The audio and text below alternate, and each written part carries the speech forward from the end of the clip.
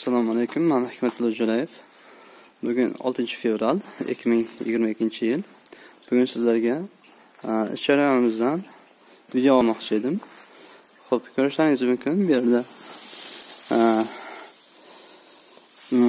biz oziqa berdik 5 sm qalinlikda va ustidan hashak, bug'doy hashagidan yopib qo'ydik. Bu nima uchun desangiz, bu hashak cho'lchanglar qonog'ida yaxshi ishlash uchun qorong'ilik qilib turadi. Chunki cho'lchanglar qorong'ilikni yaxshi ko'radi.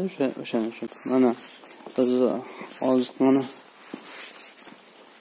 mana biz oziqani 5 sm qalinlikda tashlab chiqyapmiz. Bu joyda biz sharbatini ham olamiz va mana shunday bachaklarga quyib qo'yamiz va klientlarimizga berish uchun. Namlikni oshirib olmaymiz. Mana shu namlikda ushlaymiz. Cho'lchanglar boqamiz.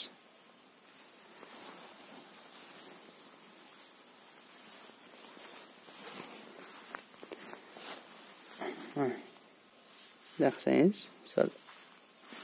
Mana shu namlikda ushlaymiz. Hozir oziqa bergandan keyin kamroq suv sepib chiqamiz. Mana shunday.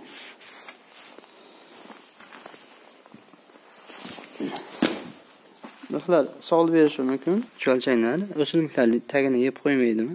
Yo'q, cho'lchanglar tagini yeb qo'ymaydi. Mana ko'rishingiz mumkin. Mana shu yerda cho'lchanglar ham bor. Bitta esa o'simliklar, bu yerda o'tlar o'syapti. Bir-biriga zarari yo'q buni. Xo'p, yana cho'lchanglar qaysi tartibda oziqani yeydi degan savolga mana shunday javob. Cho'lchanglar oziqasini tartib bilan yeydi. Mana ko'rishingiz mumkin. Mana shu joylar yeyilmagan, lekin mana shu yerda mana shu yerda ko'rsangiz, cho'lchanglar bir chekkasidan yeb boryapti. Mana shu yerda tartib bilan bir chekkasidan yeb boryapti. Do'stlar, bugungi videomiz mana shundan iborat edi. Hammaning ishiga omad, muvaffaqiyat. Yangidan yangi videolarimizni ko'rish uchun like tugmasini bosing va podpisatsiya bo'ling. Savollaringiz bo'lsa kommentariyada qoldiring. Yangi videolarni ko'rishguncha xayr.